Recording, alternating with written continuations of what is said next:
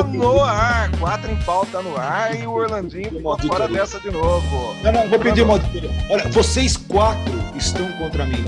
Eu não sei, eu acho que você... Inclusive você mesmo. É isso? Não, vocês 4. O Maurício, o Luiz, o Aguinaldo e a Roleta. Vocês 4. Muito bem-vindos todos vocês que estão aqui conosco no 4 em Pauta. É um prazer estar com vocês também. Eu e essas 3 feras aqui, Maurício Lousada, Luiz Arthur Nogueira e Orlando Merluzzi. Eu aqui de Jundiaí, nesse frio danado que está em Jundiaí aqui. Orlandinho Merluzzi, tá onde, meu caro? Olha, eu estou aqui no Egito, no Museu do Cairo. Eu vim aqui fazer uma gravação, porque só para variar um pouco, sabe? Aliás, está frio aqui no Egito, viu? Tá frio. Tá certo, volta essa tela aí.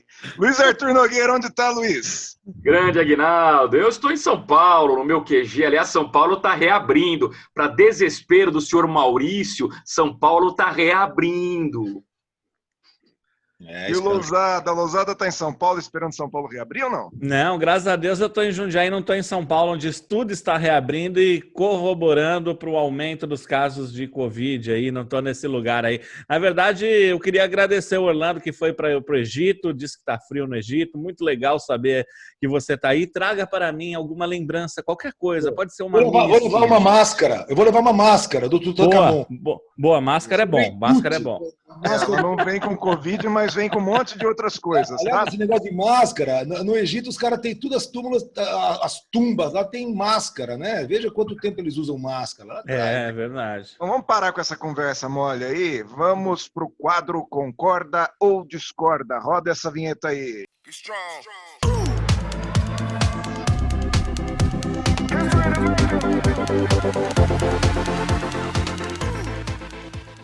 Estamos aqui no Concorda e Discorda e a primeira pergunta do Concorda e Discorda, né? Nós vamos começar aqui com os bares e restaurantes abrindo em São Paulo, né?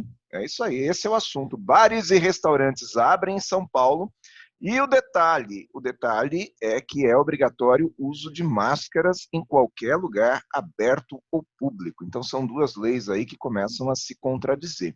O governador de São Paulo diz que os bares podem abrir até às 17 horas. O prefeito Bruno Covas já estuda uma medida de que libere os bares até às 10 da noite, mas a pergunta nem é a questão de horário, e sim, tem compatibilidade? Deve ser obrigado a usar máscara dentro dos bares também? Eu vou perguntar isso para o Maurício. Maurício Lousada, faz sentido exigir o uso de máscara dentro de bar e restaurante que reabriram? Claro que sim, faz todo sentido. Vamos entender por quê. Eu estou me imaginando o Luiz Arthur Nogueira, ele deve ir para restaurante, ainda não sei, eu vou ver o que ele vai falar sobre isso aqui. Já está no talvez aí. Vamos falar um pouquinho, né? Primeiro, máscara hoje é um EPI, um equipamento de proteção individual, e tudo que protege as pessoas tem o meu apoio, tem a minha concordância nesse quadro aqui e na minha vida, no Concordo Discorda da minha vida. Um EPI, ele protege as pessoas, e exemplo de EPIs que são usados em empresas, eles não podem ser confundidos como a única medida de controle, mais do que isso, não podem dar para a pessoa a falsa sensação de que ela está protegida porque está com máscara, isso é um perigo. As pessoas põem a máscara e acham que estão protegidas, né? Mas, de fato, o uso de máscaras é comprovadamente um fator positivo na prevenção ao contágio. Eu trouxe até aqui algumas imagens que eu vou compartilhar com vocês rapidamente. Isso aqui é um estudo feito por um infectologista do Hospital Emílio Ribas. Eu queria rapidamente mostrar para vocês. Eu vou sumir um pouquinho da tela, mas vocês vão conseguir continuar me ouvindo, tá? São 4 situações. Na primeira situação, você tem essa pessoa aqui, que é o homem desse lado, ele está contaminado e a outra pessoa não. No caso dos dois sem máscaras, a probabilidade de contágio é muito alta. No caso, por exemplo, que só ela usa máscara e ele não, nós temos uma probabilidade alta ainda. Aí nós temos um outro caso que é o inverso, onde a pessoa que está contaminada usa máscara e a que não está, não. A probabilidade é média. E quando nós temos os dois usando, nós temos uma probabilidade baixa, né? Eu, como sou a favor da ciência, eu acredito nesse estudo. Aí você fala, mas por que em bares e restaurantes onde as pessoas vão ter que tirar para comer?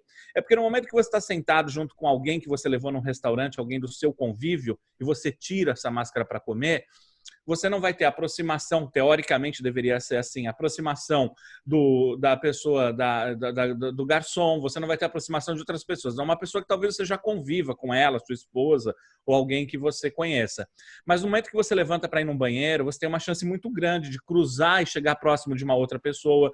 No momento que você está entrando e saindo. E além disso, tem uma outra questão, que é o que em segurança nós chamamos de jamais abrir a regra da exceção da segurança. Quando você não coloca um EPI num ambiente, você está estimulando as pessoas daquele ambiente a não usarem o EPI também, porque você vira um modelo comportamental. Por isso eu sou a favor do uso, sim, e acho que tudo que é medida de controle deve ser aplicado. Bom, eu tenho aqui 1,5, mais ou menos. Eu preciso saber a sua opinião final, Aguinaldo. Concorda? Não, eu concordo. Concorda? Então tá joia. Sendo assim, eu passo a palavra para a discordância do momento, o cara que quer ir no restaurante sem máscara e vai explicar para a gente por que essa irresponsabilidade, Orlando Merluzzi. Primeiro, vamos zerar as telinhas, então. Vamos com relação... Desculpa. Opa, tem espião aqui, Bom, primeiro que eu concordo com tudo que o meu amigo Maurício Losada falou em relação ao uso dos EPIs, a importância da máscara, está absolutamente perfeito. Mas a pergunta não foi essa. A pergunta foi, faz sentido usar máscara nos restaurantes? Primeiro que eu já acho que não dá para abrir restaurante tão cedo. Agora, já que abriu, como é que uma pessoa vai fazer? Põe máscara, tira máscara, põe máscara, tira máscara, come, põe canudinho, bebe, come. E aí? E aquele processo de com a mão, põe a mão na máscara, tira a máscara. Isso é um processo onde os protocolos todos mostram os riscos de contaminação. Ou seja, a partir do momento que você começa a manusear muito a máscara, você reduz drasticamente a eficiência dela. Então não faz sentido. Essa é a minha posição. Por isso que eu discordei, Maurício, ok? Não é que eu discordei do que você falou em relação à importância dos EPIs, em hipótese alguma, mas em relação ao contexto da pergunta que veio. Ok, a gente vai passar para outra pessoa, vou deixar o discordo aqui, mas agora eu entendi a sua posição. E concordo parcialmente também com seus argumentos, mas é preciso de treinamento, as pessoas precisam aprender a usar a máscara pelo elástico, né? Como tudo na vida, se não tiver orientação, vai ser feito errado. Mas vamos lá. Você imagina nos bares e restaurantes, o cara, depois de tomar uns 3 uísques, umas 3 caipirinhas, ele vai lembrar do protocolo, da máscara, tudo isso daí. É complicado. Quem fala, Orlando? Luiz? O Luiz ele havia concordado inicialmente, mas como ele discordou agora, ele discordou de mim. Fala, Luiz. Exatamente, eu concordei com o Maurício e discordei de você, portanto eu continuo coerente na minha posição. Por que eu concordo com o Maurício excepcionalmente nesse assunto e discordo do Orlando? Porque, para mim, o ponto principal as pessoas precisam aprender a viver no novo normal enquanto o novo normal existir. E ele vai existir enquanto não houver vacina. Ponto. Não adianta o senhor Aguinaldo falar que não é momento... Aguinaldo, não, desculpa. O senhor Orlando falar que não é momento de abrir bares ou restaurantes. Pode não ser agora, mas será em agosto, será em setembro, será antes da vacina. Então, ou a gente aprende a conviver com o novo normal, ou a gente para o mundo e espera a vacina.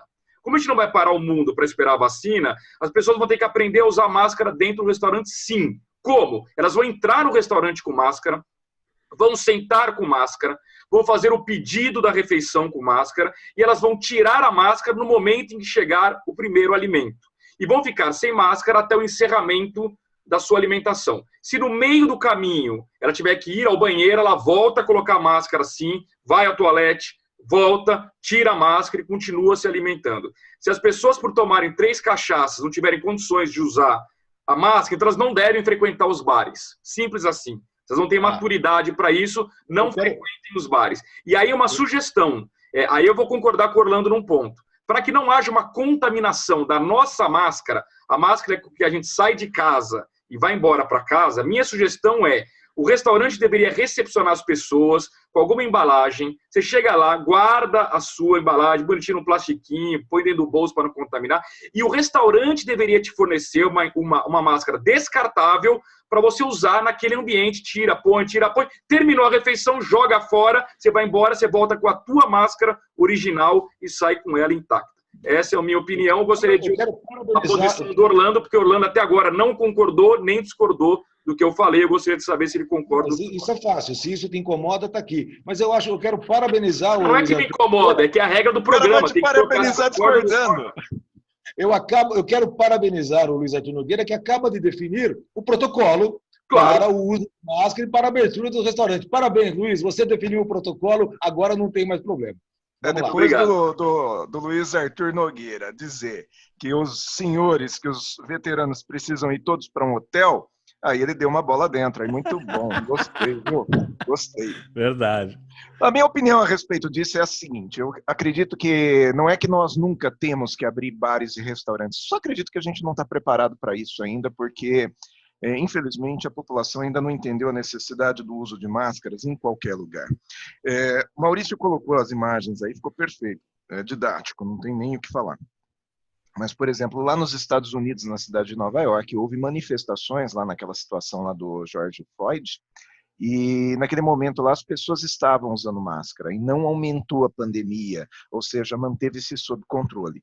Existia uma expectativa de que pudesse aumentar. Então, o que a gente percebeu é que a máscara, o uso de máscara de uma maneira assim muito ampla, ela é eficiente. E quando a gente entra num restaurante, não é só uma questão, gente, de quem está conosco. É o garçom que passa de mesa em mesa. Ele está de máscara, mas se o cliente não estiver, já reduz a possibilidade de segurança, aumenta a possibilidade de contaminação. Essa questão de dizer que se o cara está numa situação de bebedeira, ele então não deveria estar num bar e restaurante, é aquela questão. Quem é que quando sabe que não deve ir a um bar porque vai ficar bêbado? Quem admite que está bêbado? Né? Ninguém admite. O cara bebe e dirige. Você acha que ele vai beber e vai lembrar que tem que usar máscara? Então, eu acho que é uma situação assim que não é contraditória. Tá? Não é hora ainda, infelizmente, eu gostaria que fosse, de abrir bar e restaurante. Tá? Não é hora ainda, lamentavelmente. Bom, enfim, nós chegamos aí ao fim da primeira pergunta, vamos para a segunda pergunta aqui do Concordo. Eu queria saber a opinião do Orlando com relação ao Aguinaldo. Concordo. Muito obrigado. Ok. Então deu 2-1 para mim, só o Luiz Nogueira que não concordou comigo, isso já é normal. Então eu não vou perder uma noite de sono em função disso, Luiz. Eu sinto que ele não concordou, basicamente porque você disse que não é hora de abrir, porque ele quer mandar o filho para a escola, quer ir para restaurante, quer liberar o futebol, para ele nada está acontecendo. Até porque, senhor Maurício, eu acho muito engraçado, porque no Rio de Janeiro, bares já foram reabertos, em São Paulo, os bares serão reabertos e as escolas continuam fechadas. A gente acha normal isso. Tá ótimo. Não, mas eu acredito, tá, mas ótimo. Aí que tá, eu não tenho como dizer, eu não tenho como defender a abertura de bar porque as escolas não abriram. Uma coisa não tem nada a ver com a outra. Eu acho que o bar não tem que abrir também. Por exemplo, lá no Rio de Janeiro ontem, o que aconteceu no Leblon? Tava todo mundo nas calçadas. E como é que o dono do bar vai controlar quem está na calçada? O cara está na rua. Tem como chegar para o cara e falar lá na rua, que está encostado na parede do bar, dizer, olha, você está sem máscara? Que autoridade? Na rua é o poder público que fiscaliza. É o poder público. Não tem como fiscalizar, gente. É assim. Como não tem? Hoje... Aliás, começou a valer multa em São Paulo, hein? Mais de R$500 para quem não usa. É só começar a multar, eu quero ver se não vão usar. A fiscalização não dá conta, é isso que eu quero dizer. Então, não, vou te falar uma coisa, dá lucro, viu? Sugestão para os prefeitos, com multa de R$500, você contrata um fiscal. Se ele aplicar 4 multas, pagou o salário dele, tá? A indústria ele tem um mês inteiro para aplicar 4 multas. Vai dar lucro isso, hein? Sugestão dos prefeitos. A indústria da multa do Covid agora. O Luiz fomentando de novo a punição, a indústria da multa. É a indústria da multa na Covid agora. Basta usar. Não tem nada a ver com o que a gente debateu no programa passado, que é a pegadinha de alta velocidade e rodovia, nada a ver. Multa muito simples. Se você está de máscara, você jamais será multado. Basta usar máscara. Aí o cara usa a máscara aqui embaixo do nariz, tecnicamente ele está de máscara. Você vai lá e orienta. Como é que você prova? Vai ter também o radar móvel? Vai fotografar o cara sem máscara? Vai lá e orienta ele a usar certo. É questão de educação, certo, Aguinaldo. Não, eu penso. Eu só não acredito que seja aplicável. Mas tá bom, vamos lá. Vamos para a segunda pergunta. A segunda pergunta aqui, ela é menos polêmica ou mais polêmica, não sei. E eu vou perguntar para o Orlandinho Merluzzi. Orlandinho Merluzzi, olha só. Stop hate for profit. Oi? Stop Hate for Profit. Conheço essa hashtag. Isso, é um hashtag que tem rodado aí nas redes sociais. É um movimento de algumas empresas que estão boicotando as redes sociais, em especial o Facebook, que está no olho do furacão, em função de discursos de ódio que são colocados aí por usuários do Facebook. Então, a pergunta que eu vou fazer para você, existem algumas empresas que querem boicotar, estão levando a sério já um grupo organizado de empresas que dizem que não vão anunciar no Facebook enquanto o Facebook não tomar algumas medidas que são realmente fortes, né, para coibir isso. A pergunta é, isso tudo, esse movimento vai conseguir resolver o problema do ódio e de polarização nas redes, Orlando? Bom, não vai conseguir resolver o problema do ódio e polarização. Com relação a esse movimento, ele começou nos Estados Unidos, eu acho que com a Unilever, que foi a primeira grande empresa que trouxe isso a público, dizendo que deixaria de anunciar oficialmente até dezembro em algumas mídias sociais, não é só o Facebook, aí tem e Twitter e Instagram também. Depois foi seguida pela Coca-Cola e agora já tem 500 empresas nos Estados Unidos que aderiram a esse movimento. Agora, isso não vai resolver o problema da polarização e do ódio, porque isso está nas pessoas. O que pode até diminuir o tamanho de algumas redes, mas as pessoas vão buscar outras redes. Agora, tem outra coisa aí, viu? Não é só a questão do ódio e da polarização.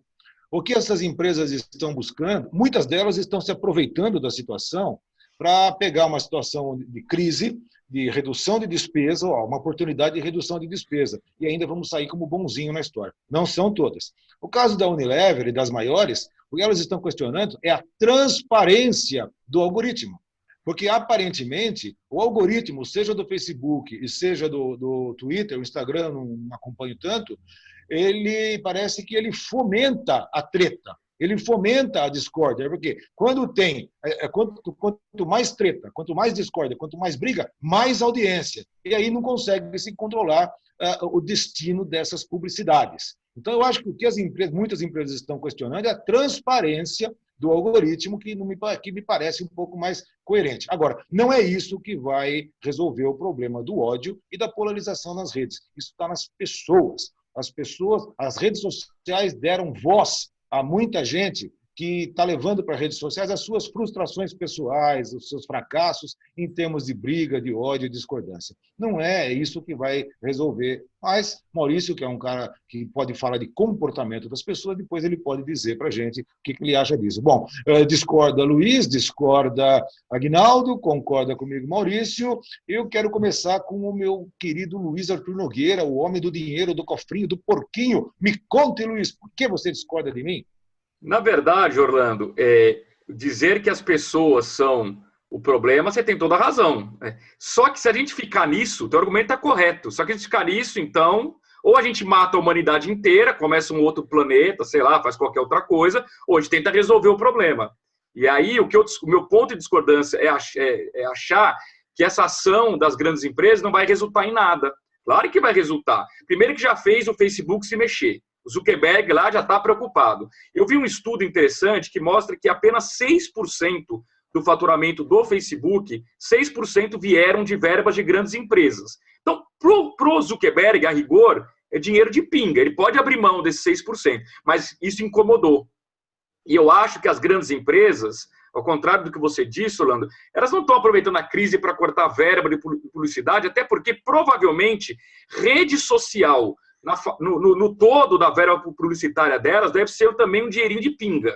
Então não é. A Unilever não está querendo economizar dizendo que não vai anunciar no Facebook. Eu não acho que seja isso. Eu acho que as grandes empresas perceberam que elas são, sim, fatores fundamentais para mudar a sociedade. Então, elas têm que pressionar o Facebook tem que melhorar o algoritmo, e isso tem que forçar as pessoas a se comportarem melhor. E, em último caso, eu não gosto de nada que seja muito autoritário, mas assim, se a pessoa não se enquadra, se a pessoa rompe as regras das redes, elas têm que ser excluídas mesmo, e acabou, está fora do jogo.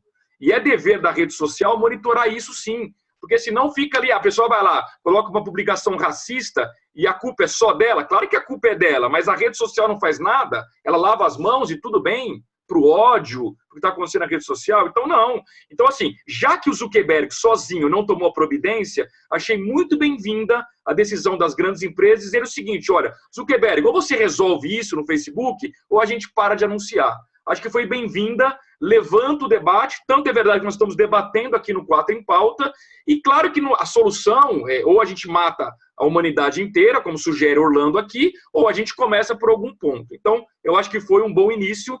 Vejo aqui que o Aguinaldo e o Maurício concordam, o Orlando continua discordando. Deixa eu só fazer um comentário, embora isso aqui não seja um programa de debates, Luiz, você precisa prestar um pouco mais atenção quando eu falo, principalmente no começo. Depois você vai olhar lá atrás, se em algum momento eu falei em matar a humanidade toda. Segundo, eu excluí a Unilever e a Coca-Cola. Em momento algum eu falei que as grandes empresas estão se aproveitando disso para reduzirem despesas. Ao contrário, eu tomei muito cuidado em falar algumas empresas estão se aproveitando disso e entrando no bolo para sair de bonzinho. A Unilever foi a que começou com algo a mais, não só a questão do ódio e da polarização, mas com a questão da transparência do algoritmo. Olha de novo lá o que eu falei lá atrás e depois você presta atenção no que eu falei, tá legal? Algumas empresas, você poderia dar nomes? Entre as 500 vai ser difícil. Então tá bom. Então o seu argumento não é válido. Das 500 empresas grandes que deixam anunciar no Facebook, nenhuma está economizando dinheiro por causa da crise. Tenho certeza disso. Não é verdade, Luiz. Olha lá o que eu falei lá atrás. Você está colocando palavras na minha boca. Não faça isso. Bom, então o Orlando claramente está discordando de mim por birra, né? Ficou claro isso. Vamos ouvir o Maurício, que é especialista em comportamento. Maurício, a sugestão do Orlando e matar a humanidade é mais simples do que matar as redes sociais. Acho que é isso. Por favor. Maurício travou? Tá com um sorriso lindo aí? Olá. Congelou. É só assim para ele ficar com um sorriso lindo, Ele ficou tão emocionado com a pergunta que ele congelou. É verdade. Ficou bonito. Olha lá, o Maurício voltou, estava congelado. Maurício, você entrou no freezer aí? O que aconteceu? Na verdade, esse é um recurso que eu uso, que eu dou uma travadinha para pensar antes de responder, entendeu? A internet me ajuda muito. Primeiro, Luiz Arthur Nogueira, você começou perguntando se a solução de matar toda a humanidade, mas de fato não foi o que o Orlando falou na minha visão, tá? O Orlando, ele trouxe uma questão que eu considero super importante, que nós precisamos de fato mudar as pessoas. Isso não acontece do dia para a noite, nós vamos ter que fazer isso com um processo de educação que leva muito tempo, e nesse meio tempo a gente tem que ter alguma barreira para que as pessoas simplesmente não fiquem colocando seus discursos de ódio. Vocês devem ter reparado que eu concordei com os dois em determinados momentos, e em alguns momentos eu coloquei o talvez, porque assim, eu concordo que existe uma responsabilidade nas redes sociais e tentar inibir esse tipo de colocação. Algumas são muito claras, por exemplo, a questão do racismo. Eu acho que é tão simples para as redes sociais colocarem um filtro com determinadas palavras, entendeu? E esses filtros, em determinado momento, acende lá uma luzinha para o algoritmo, para ele perceber que aquela palavra pode estar relacionada a alguma coisa relacionada a racismo, por exemplo. Isso é viável. Isso a gente consegue, sabe, que em chats, quando você faz webinars, você pode filtrar palavras. Então, existem palavras que mostram isso. Por um outro lado, existe uma preocupação grande da minha parte, que é o seguinte: até que ponto a gente consegue julgar o que é discurso de ódio? Por exemplo, na polarização que nós temos hoje no Brasil política, até que ponto o Facebook pode dizer você não deveria falar mal desse político dessa maneira porque isso é um discurso de ódio? Isso começa a virar uma censura, entendeu? Então é muito difícil você conseguir definir o que eu quero que fale e não fale. De repente, eu sou um anunciante e falo, agora eu não quero mais que fale sobre determinado assunto. Então, eu estou, através da verba de promoção, eu estou promovendo uma censura. Então, é difícil a gente colocar isso. Agora, é claro que palavras relacionadas a nazismo, racismo, coisas que são flagrantemente discursos de ódio, precisam ser punidas. E eu tenho certeza que as redes sociais têm condições de fazerem com um pouquinho de boa vontade, precisa de um pouquinho de boa vontade. O Aguinaldo ali, quando eu falei que é fácil, ele colocou um discordo porque ele acha que é difícil. Por que ele acha que é difícil? Porque ele não vê que, por exemplo, atrás de um Facebook existem milhões, bilhões de dólares que, ao invés de simplesmente gerar lucro para as pessoas, para os acionistas das redes sociais, deveria ser usado para algoritmos mais inteligentes para proteger os usuários. Isso é possível fazer. Nós temos dois concordos, estou terminando meu argumento, preciso da sua opinião final, Aguinaldo, antes de dizer quem vai dizer. Eu concordo com você em partes, mas eu vou pôr um concordo aqui, porque eu gostei da maior parte aí do seu argumento. Tá, então o que você não gostou? Conte pra gente. Eu entendo assim, eu entendo que faz todo sentido alguém de peso, eu entendo que essas empresas são de peso, eu não acho que seja um dinheiro de pinga, tá? Faz todo sentido alguém fazer com que esse debate venha à tona. Ontem, ou anteontem, hoje é sexta-feira, então na quarta-feira houve uma reunião que o Sandberg, que é um diretor do Facebook, com um senhor chamado Chris Cox, que eu não sei quem é, mas também é um diretor do Facebook, foram falar com 40 representantes desse grupo de grandes empresas. Não satisfeito, esse grupo de grandes empresas exigiu também a presença do Zuckerberg na reunião e ele foi conectado. E o que eles exigem é justamente isso, que o Facebook faça ações. Eu não sei se é fácil, sabe, Maurício, porque as pessoas dão balão nisso aí. Aquelas palavras de ódio, elas aparecem disfarçadas. O usuário é muito malandro, ele começa a utilizar as palavras de uma maneira disfarçada, ele muda as palavras de ódio. Mas eu acredito que tem que ter não uma censura, mas tem que ter uma regulamentação. Por exemplo, há alguns programas atrás a gente discutia sobre fake news. Se os sites têm responsabilidade, eu entendo que os sites têm responsabilidade, o Facebook nada mais é do que um site também. Não é? Até porque o discurso de ódio nem sempre vem com palavras de ódio. O discurso de ódio, sabe como que ele começa? Ele começa na propagação de uma notícia desfigurada. Então, por exemplo, aconteceu X, o cara pega um site fake, coloca lá X, Y mais Z, ele dá opinião na notícia, então você internauta deve cansar de ver aí nas redes sociais, alerta, olha o que está acontecendo em tal lugar, dispare para o maior número de pessoas possível. Então, quando a gente fala em Facebook, nós estamos falando também de Instagram, que é do Facebook, estamos falando de WhatsApp, que é do Facebook.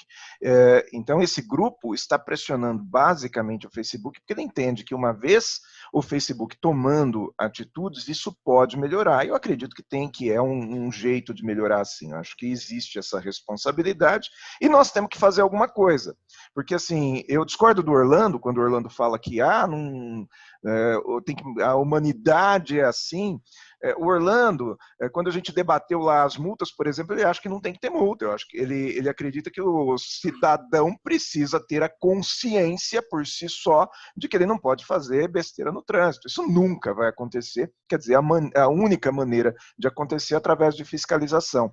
Eu também acho que, por exemplo, o cidadão não está preparado para ir em bar, restaurante, mas acredito que tem que ter fiscalização. Eu só acho que não é possível fiscalizar ainda. Daqui a pouco vamos estar preparados para isso. E rede social é um negócio complicado.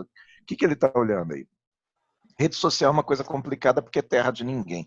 Uma coisa que o Luiz Arthur falou, que eu concordo plenamente, é que o cidadão vai para a rede social e ele acha que ele é uma celebridade, ele acha que o discurso dele está sendo ouvido por todo mundo, né, no mundo inteiro. As coisas não são assim, por isso que a rede social vira uma terra de ninguém, um campo minado, né? Então é isso, eu vi que eu tive 3 concordos, o Orlando concorda comigo, ele só atrapalhou com a tela.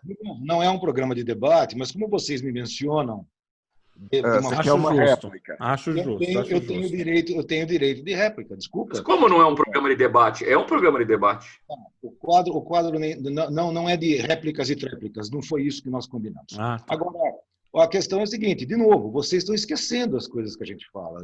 Eu falei de educação, meu amigo Aguinaldo, não foi isso. Educação, foi uma outra história. De novo, cuidado em colocar em palavras nas minhas bocas. Outra coisa, o Maurício, a questão, o Facebook, não é só o Facebook que está sendo chamado a lead nesse processo todo aí dessas empresas, também o Twitter. Lembrem que mais da metade dos usuários são robôs e perfis falsos, principalmente no Twitter. E o que as empresas estão pedindo, Aguinaldo, não é só aquilo que você mencionou do Facebook, elas estão pedindo transparência do algoritmo e também que identifiquem os robôs e eliminem os robôs. Os robôs, eles são de direita, de esquerda, de norte, de centro, de sul, de todos os lados. O que as empresas estão pedindo é mais transparência dos algoritmos. Tá legal? Quero deixar bem claro isso daí, que eu falei lá no começo e parece que vocês não prestaram atenção.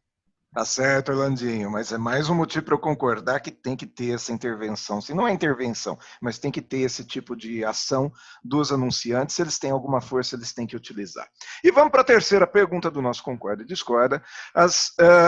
Esses dias atrás, aí a gente viu uma notícia, era para ter sido falado na semana passada, e a gente cortou a terceira pergunta porque não deu tempo, estávamos atrasados, acho que até estamos atrasados hoje de novo, mas o governo federal, ele falou em comprar 100 milhões em passagens antecipadas da companhia Gol. Houve aí ventilou-se essa possibilidade. Muita gente foi contra, muita gente a favor. Então, comprar, que tipo de compra? São passagens que serão usadas no futuro, é uma compra antecipada de passagens da companhia Gol. A pergunta é, você concorda? É função do governo socorrer grandes empresas em crise comprando os seus produtos e serviços, ou serviços? Eu vou perguntar para o Luiz Arthur Nogueira. É função do governo, Luiz? Olha, esse é um tema bem polêmico, hein, Aguinaldo? Eu diria que sim, é função do governo socorrer empresas que sejam estratégicas para a economia e para a sociedade. E aí que entra a polêmica. Porque quando você fala que é função do governo socorrer empresas estratégicas, a pergunta que vai ser é o quê? O que é estratégico e o que não é estratégico? E aí o debate, cada um vai ter uma opinião.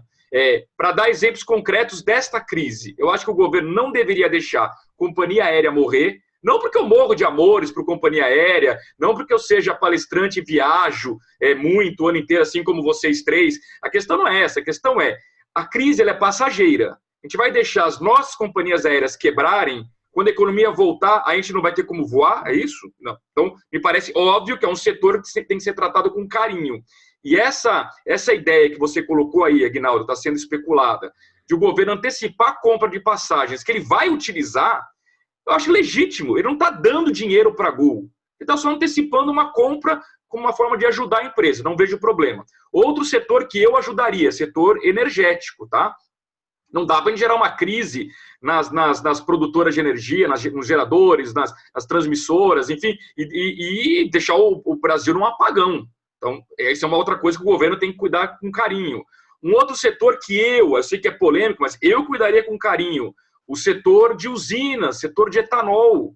O petróleo despencou no mundo, isso achatou o preço da gasolina e matou o setor do etanol no Brasil. O etanol é uma coisa nossa. Nós tivemos o protagonismo no mundo. A gente vai deixar morrer?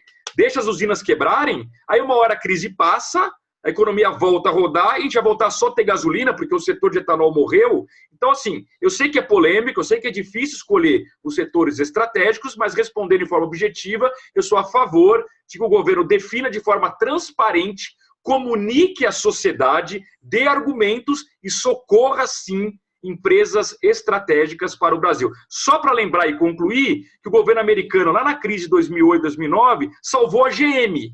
Né? E aí eu diria assim, será que a GM é um setor estratégico para a economia? Eu acho muito mais polêmico você salvar a GM do que você salvar uma companhia aérea, setor energético, uma usina de etanol. Mesmo assim, o governo americano salvou a GM, injetando dinheiro, comprando ações da empresa, e a GM existe até hoje graças a isso. Então, vejo aqui que o Maurício e o Aguinaldo concordaram e o Orlando discordou. Então, vamos começar com a discordância.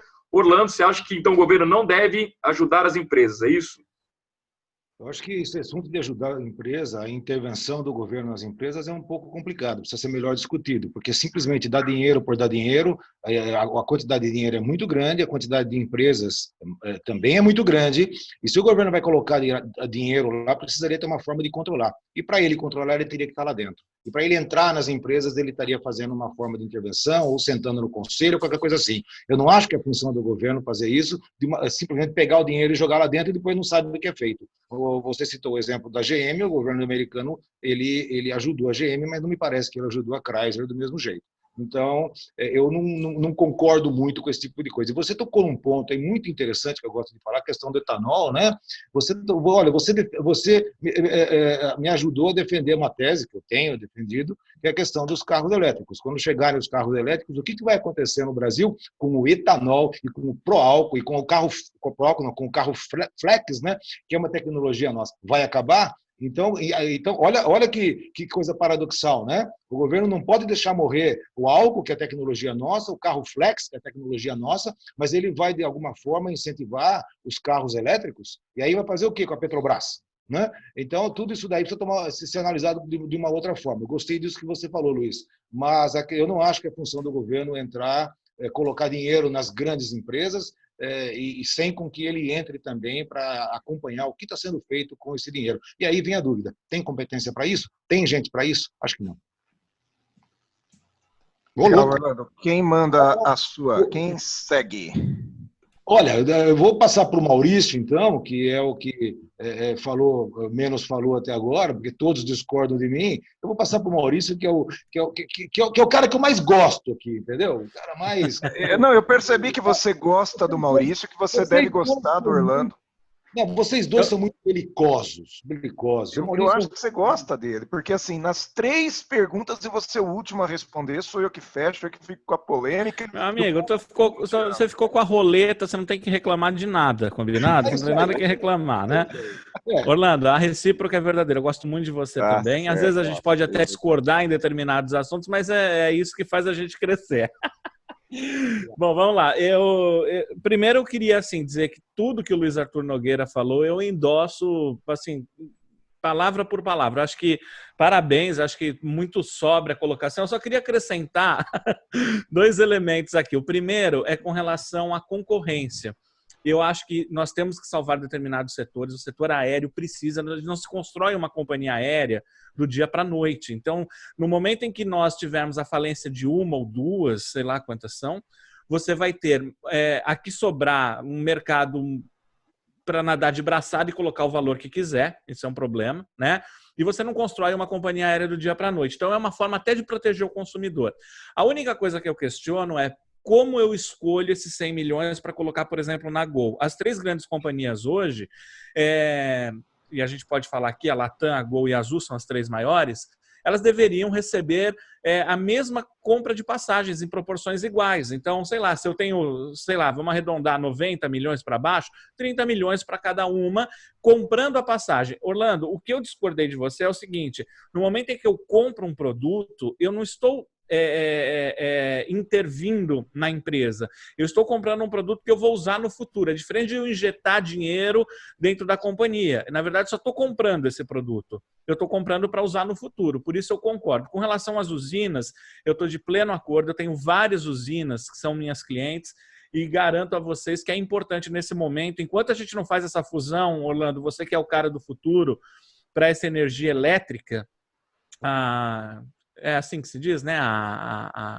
Enfim, o combustível, né? Não vai ser mais combustível, mas baterias, vamos dizer assim. Enquanto isso não acontece, nós precisamos ter alternativas. Isso também não vai acontecer do dia para a noite. O etanol é um produto que, de fato, precisa ser valorizado. O brasileiro não valoriza o etanol. Às vezes faz aquela conta, sabe, dos 70% e vê que é igual e coloca gasolina, quando deveria colocar etanol por 2 motivos, para estimular as usinas no Brasil e para proteger o meio ambiente. Né? Então, deveria fazer isso. Então, essa é a minha opinião, respeitando muito as opiniões contrárias. E agora eu quero ouvir quem? Quero ouvir... Só falta só você, Aguinaldo, falar do assunto? Não, eu acho que eu não vou falar. Eu vou embora para casa. Tá bom, vamos para o próximo, então, quadro. Você é o âncora, Aguinaldo. Você é o âncora. O âncora tem que falar. Fala. Tem que falar. Não, olha só. Primeiro, eu concordo plenamente com o comentário do Maurício, eu já estava esperando para falar isso. Não é injetar dinheiro na empresa, é antecipar compra. Isso num macroambiente. No microambiente, o que alguns bares e restaurantes fizeram algum tempo atrás? Começaram a vender vouchers. O cidadão compra o voucher para usar daqui a 6 meses, para usar daqui a 3 meses, que era uma maneira de manter o bar e o restaurante aberto. Não pegou. Não pegou porque o cidadão fica sempre na dúvida. Será que esse bar vai existir quando o comércio reabrir? Será que ele vai aguentar a crise, né? Então, essa é a mesma questão que eu faço em relação a companhias aéreas. Eu não sei qual foi o critério do governo para definir isso em relação à companhia Gol e não a Azul, não a Latam. Talvez tenha algum tipo de protocolo aí, eu procurei no noticiário, não consegui entender. Mas, de uma maneira geral, eu concordo que o governo antecipe compras de grandes empresas, de setores, não de grandes empresas, tá? Mas de setores estratégicos, e se não for possível antecipar a compra, que gere financiamento a custo relativamente baixo para que essas empresas possam funcionar, porque se quebra uma empresa do setor energético, realmente a coisa fica muito complicada. Em relação ao futuro do carro elétrico que o Orlando cita, é um futuro não tão próximo assim, isso vai demorar. Eu não vou colocar palavras na boca do Orlando, mas eu tenho a impressão que eu já li alguma coisa do próprio Orlando falando que nós estamos muito atrasados em relação aos carros elétricos, que isso vai demorar um pouco para acontecer. Se eu tiver errado, me corrija, mas eu me lembro que você falou alguma coisa. O Brasil está anos-luz atrasado, então nós temos que trabalhar com aquilo que a gente Exatamente. tem. Eu já publiquei vários artigos sobre eles, e na maioria deles eu comento exatamente o que eu falei da Petrobras, e aquilo que o Luiz comentou, a questão dos carros flex, que é uma tecnologia nossa. Nós vamos abandonar isso se nós entrarmos na onda do carro elétrico, nós vamos abandonar. O que vai acontecer com a Petrobras? O governo é o maior acionista da Petrobras. A Petrobras vai vender o quê? Vai concorrer com a Eletrobras? Então, em todos os meus artigos tem isso aí também. Mas você tem razão. Mas isso é uma outra coisa. Hoje o que nós temos é o pró-álcool, né? Não, é o carro. O pró-álcool não existe mais. Não é pró-álcool. Isso. Nós estamos em 2020, viu, Aguinaldo? Já é 2020 pró-álcool. Só aproveitando o gancho, já que eu já entrei, se comprar passagem da Gol, da Latam, da Azul, vai ter que comprar também das empresas regionais, que são menores e que fazem o transporte entre cidades pequenas do interior que as grandes não fazem. É porque lá no interior do Mato Grosso, você já foi para Alta Floresta? Você já foi para Alta Floresta? Não chega. Não sei, depende. Depende, pode ter negócio lá, por que não? Então, eu concordo com você, estou dizendo que não chega nada lá, só chega a aeronave pequena. Então, a Latam não vai chegar lá, né? A Gol não chega lá. Bom, olha, a produção me mandou um recado aqui, de novo, dizendo que nós estamos atrasando demais o programa, viu? Então vamos pro sim ou não. Vai, roda a vinheta aí.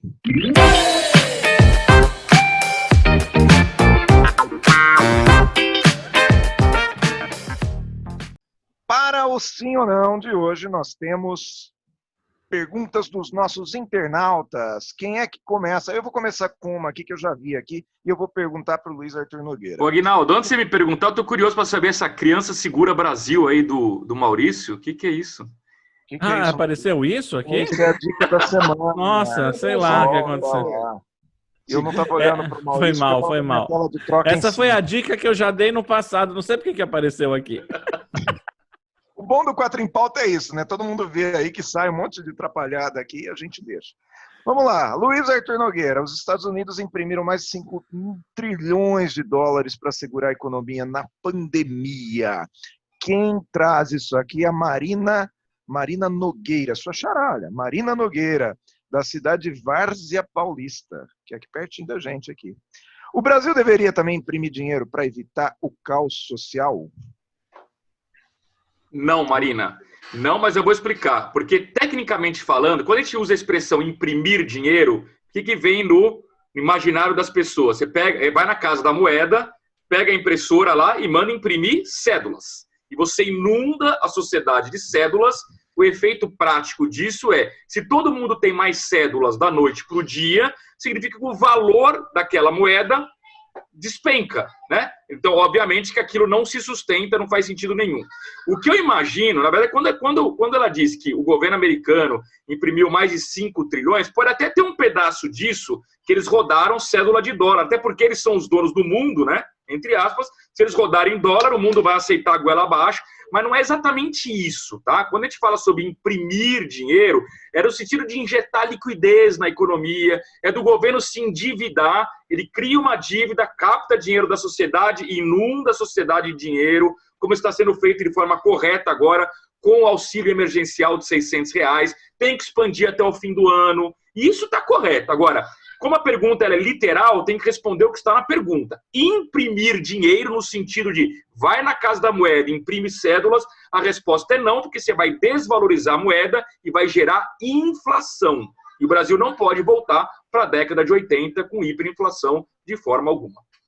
Muito bem, três disseram não aqui, só o Aguinaldo disse sim. Como não tem réplica, fica a curiosidade se o Aguinaldo é sócio ou não da Casa da Moeda. Muito bom. Mas eu vou no chat, depois eu explico isso aí. Aliás, eu quero convidar o internauta a sempre assistir o 4 em Pauta, sempre que for possível para você, internauta, assistir o 4 em Pauta às 18 horas da sexta-feira, que você participa do chat conosco.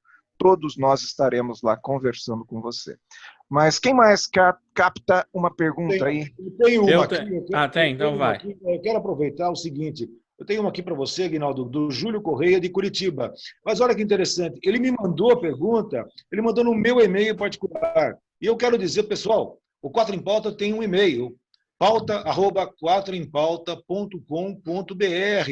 pauta@4empauta.com.br, é isso? Pode mandar também no meu e-mail particular, não tem problema, mas utilize o e-mail pauta@4empauta.com.br. É um trocadilho esse e-mail, né? É um trocadilho. Perguntas, sugerir pautas para mandar. E aqui o Júlio Correia mandou uma para você, ele é de Curitiba, mas ele está dizendo o seguinte, entregadores de aplicativos, dos aplicativos, né, fizeram greve para reivindicar melhores condições de trabalhos e acho que rendimentos também, né? Ele diz aqui, rendimentos. A pergunta é, a greve é a melhor forma de chamar atenção para essa questão, Aguinaldo? Não. É Júlio, né? Júlio, é isso? Júlio Correia, de Curitiba. Júlio Correia, de Curitiba. Não, eu não concordo com greve. Eu acho que a greve tem que ser o último recurso e olha lá. Não sou contra o mérito dos entregadores. Eu acredito que todos têm que buscar as possibilidades de melhorarem a sua condição de trabalho, mas de uma forma organizada e civilizada. Porque a greve, o que ela faz? Ela prejudica quem não tem nada a ver com a história, né? E me dá uma impressão negativa, que justo agora os entregadores queiram fazer greve. Por que agora? Por que não fizeram antes? Eu acho que, antes de mais nada, a profissão tem que ser regulamentada. É uma profissão que não é regulamentada. Qualquer pessoa pode ser um entregador.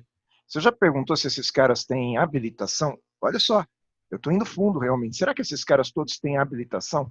Quem contrata esse entregador, ele fiscaliza realmente a forma com que essa pessoa está trabalhando? Se segue as leis de trânsito, se passa no sinal vermelho? Não faz isso. O escapamento da moto é silencioso, porque aqui onde eu moro é assim, é um caos. O barulho de moto aqui é um caos. Então não tem nenhum tipo de regulamentação, quer dizer, você não segue regra nenhuma e já quer fazer greve.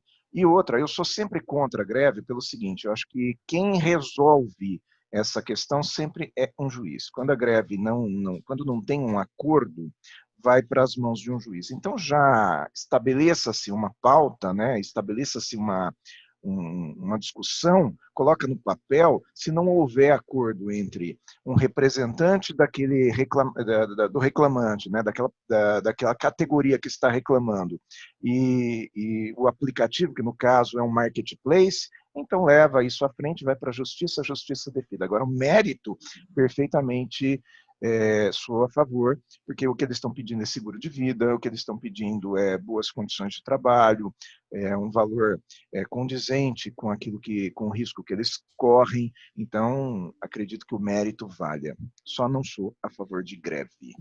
É isso. Mais alguém capta alguma mensagem aí? Eu tenho aqui, ó. Tem uma pergunta aqui. Ai, que vontade de falar para esse quadro aqui. É uma mordaça esse quadro. Mas fala, Maurício. Fala no chat. Fala. Não, basicamente eu concordo com tudo que o Aguinaldo falou. Meu único pensamento aqui é que a gente não pode tratar isso como um emprego formal e normal, porque não é. Na verdade, as pessoas estão agregadas num aplicativo e não é uma empresa. Eu acho que tem que regulamentar. Né? Então, bom, vamos lá. A pergunta aqui é para o Orlando. Ah, Orlandão, veio da Samira. Samira de Monte Alto, São Paulo. Ela colocou um tema aqui, Orlando, bem interessante, né? Porque é um tema que falou-se muito. O quase ministro Decotelli foi pego na mentira. Mentir no currículo. Depois põe aquela musiquinha, pega na mentira aí, edição. A edição já é tão fácil, ainda eu invento isso. Mentir no currículo. Né, Aguinaldo? A pergunta da Samira Orlando, mentir no currículo é uma atitude que pode ser perdoada se a pessoa for competente, ou seja, se a pessoa mentir no currículo, mas ela é competente para ocupar aquela posição, deve ser perdoada essa mentira? Sim ou não, Orlando? Não, de jeito nenhum. Mentir no currículo é uma questão ética. E ética é algo precípuo quando você contrata uma pessoa. No caso, nós estamos falando do quase ex-ministro, aí, o ex-quase ministro, deixa eu colocar aqui o meu não também, do quase ex-ministro aí do MEC. Agora, embora eu seja defensor de perdoar, né, o Luiz ele sempre me provoca dizendo que eu perdoei o Collor, porque perdão é um atributo dos fortes, já dizia o Mahatma Gandhi. Nesse caso, não dá, não. Tem muita gente escrevendo muita bobagem em currículo. E, olha, além da questão ética, quando você infla um currículo com coisas que não são verdades, você coloca fora da concorrência alguém que efetivamente tenha no currículo atributos e qualificações que são verdadeiras. Então, não dá para perdoar, por mais competente que a pessoa seja, não dá para perdoar. Tem muita gente que está em Boston, passa em frente ao MIT, ao MIT lá em Boston, e já coloca no currículo curso de especialização, fez um curso de 2 semanas de férias e já coloca lá especialização no Massachusetts Institute of Technology de Boston. Isso daí, olha, o mundo corporativo, principalmente, a mentira tem perna curta, tá? Então, eu não perdoo, não. Muito bom, Orlandinho. Eu queria só fazer uma pergunta aqui geral agora. Vocês acham que ele já pode pôr no currículo que ele foi ministro da Educação? E mais, se ele colocar no currículo que ele foi ministro da Educação é fake, ele pode ser demitido do próximo emprego dele? Coitado, ele nem tomou posse, ele não vai nem entrar na galeria dos ex-ministros, coitado. Não tem nem foto dele lá na parede?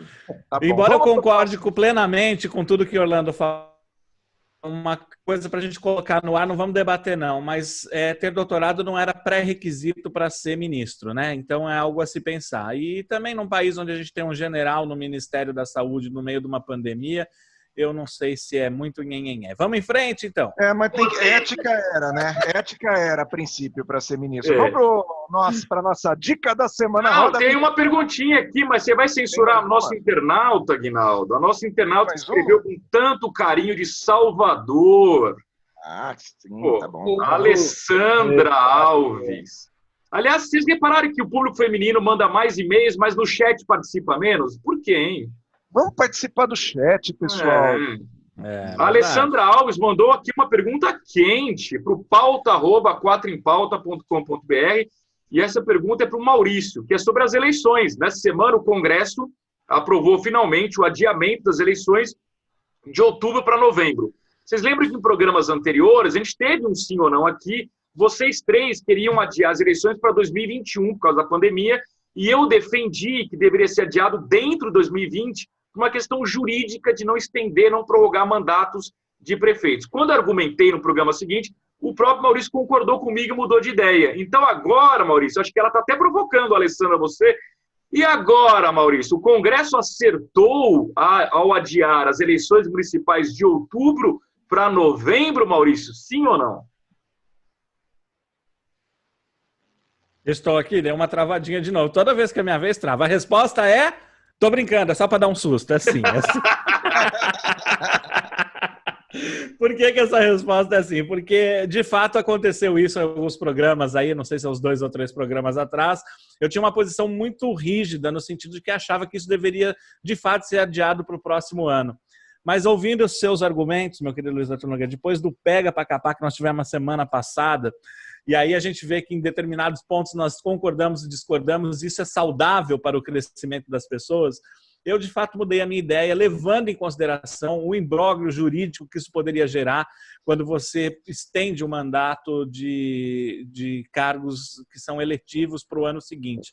Então, considerando isso, e considerando que esse adiamento acontece lá mais para o final do ano, onde nós já devemos ter uma queda na curva, onde nós podemos tomar determinadas iniciativas como dividir em dias, fazer com que as pessoas mantenham uma distância nas filas e tudo mais, eu acho que, de fato, foi uma decisão acertada em manter neste ano, mantendo todos os cuidados necessários. Eu acho que não é muito diferente a população sair para votar do que a população sair para ir num supermercado, tendo em vista que acontecerá 2 vezes, né, se tiver um segundo turno, né? Então, basicamente, a minha resposta é sim, desde 2 ou 3 semanas atrás. Muito obrigado por trazerem me O ajudaram Aguinaldo a também repensar mudou, sobre hein? o O assunto. Aguinaldo também mudou. Eu refleti depois daquele seu argumento, passei aí algumas semanas refletindo e fico imaginando que se a moda pega, daqui a pouco choveu forte, ou alguém vai querer adiar a eleição porque choveu forte, né? E aí só para estender mandato. Então realmente tem aí um sentido. Mais alguma pergunta, gente? Podemos seguir para o nosso Podemos. dica da semana? Podemos, bora. Vamos para a dica da semana.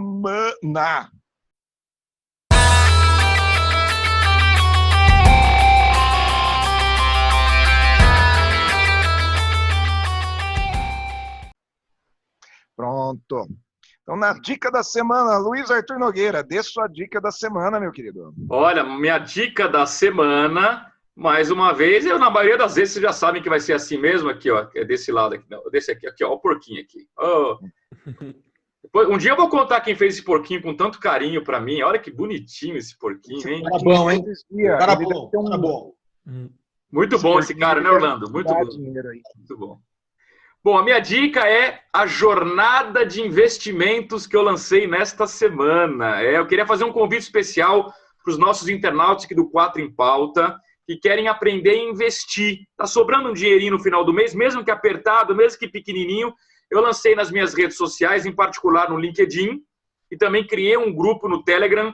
O endereço vai estar aqui na descrição do vídeo, para poder a gente criar passo a passo uma carteira de investimentos com perfil moderado. O que é um perfil moderado? Não é nem aquele muito conservador que viveu a vida inteira de renda fixa, até porque renda fixa com juros de 2% ao ano já era. E também não é o arrojado, que é aquele investidor profissional que investe em bolsa de valores, em derivativos, em câmbio, de forma alucinada. Esse cara vive o dia a dia do mercado. Ele entende do assunto. Não, é uma carteira para pessoas normais, como nós aqui. Nós trabalhamos com outros segmentos da economia, a nossa renda vem de outros segmentos, mas o mercado financeiro pode ajudar a multiplicar com responsabilidade o nosso patrimônio. Como fazer isso? Eu tento responder nesta jornada de investimentos que é gratuita. Então, para acompanhar, clica no meu perfil do LinkedIn, entra no nosso canal exclusivo do Telegram e a gente vai aprender passo a passo, em conjunto, como fazer bons investimentos num novo contexto do Brasil de juros baixos. Essa é a minha dica da semana. Muito bom. Aliás, eu só quero dizer o seguinte, olha, normal e normal. Você não é normal quando se fala em economia, né? Então vamos ser justos. Maurício Lousada, a sua dica da semana é uma criança, o quê aí que tá escrito? Não, na verdade, essa era a dica que eu já dei lá. Não sei porque que aquela tela entrou aqui. Era da ONG Criança Segura, mas vale, continuamos cuidando da segurança das nossas crianças, né? Só que a minha dica dessa semana ela é um pouquinho diferente. Na verdade, muita gente tem trabalhado em home office e eu, particularmente, tenho uma dificuldade muito grande que é me concentrar quando eu tenho barulho. Tem gente que consegue trabalhar ouvindo música, eu não consigo. E, às vezes, alguns ruídos ao nosso redor acabam tirando a nossa concentração. Me indicaram um método que eu, no começo, achei que não funcionava. E eu fui atrás. Procurem na internet pelo termo ruído branco. É uma coisa muito interessante. Você coloca esse ruído branco, pode ser no fone de ouvido ou numa caixinha acústica, como essa aqui, por exemplo, e deixa a sua volta aí.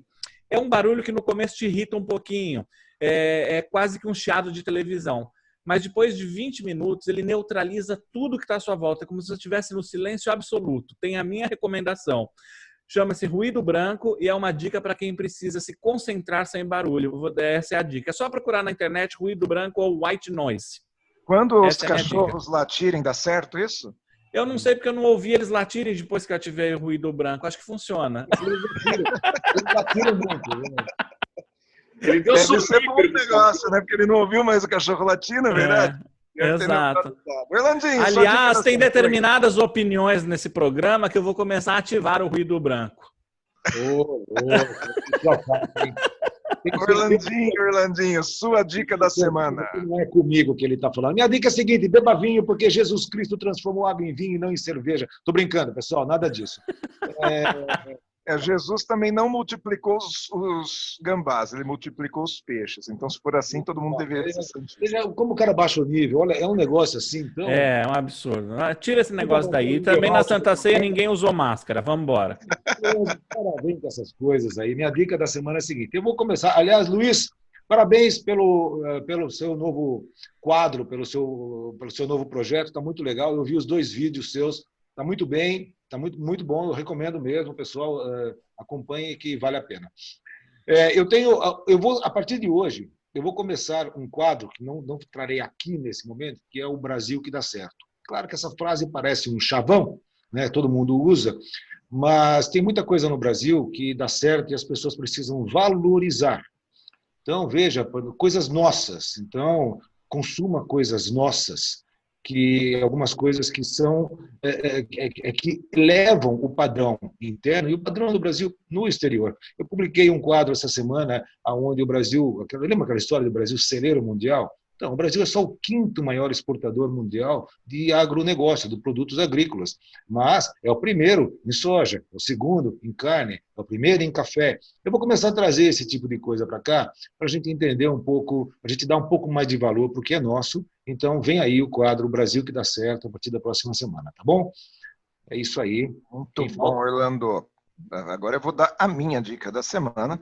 A minha dica da semana é o Manual Completo de Empreendedorismo, um livro fantástico. Ele é um manual completo, aliás, a gente usa esse nome completo porque ele tem 50 autores, ou seja, cada capítulo feito por um especialista baseado naquilo que aquele especialista traz para o nosso leitor. Eu tenho a honra, tive a oportunidade de escrever o primeiro capítulo, né? Eu já dei esse livro para o Maurício uma vez, eu dei esse livro 2 ou 3 vezes para o Orlando, ele repassou presentes para outras pessoas.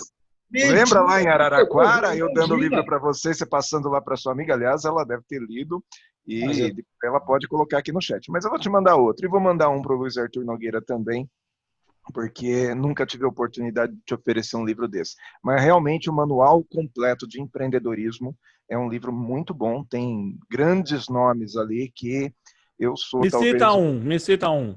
Ó, Jacques Greenberg. Não, outro. Tatiane De Angela. Não, um careca. Um careca? Aguinaldo Oliveira. Não, Maurício. Não, eu não tô nesse livro. Não tô nesse livro. Eu sei. Quem tá é o Aguinaldo Oliveira. Isso aí. Quando você falou careca, eu lembrei de você, né? Mas qualquer dia eu vou trazer o seu livro aqui também como dica da semana aqui, tá? Vou trazer o do Orlandinho também, que é um excelente livro. Mas é isso aí.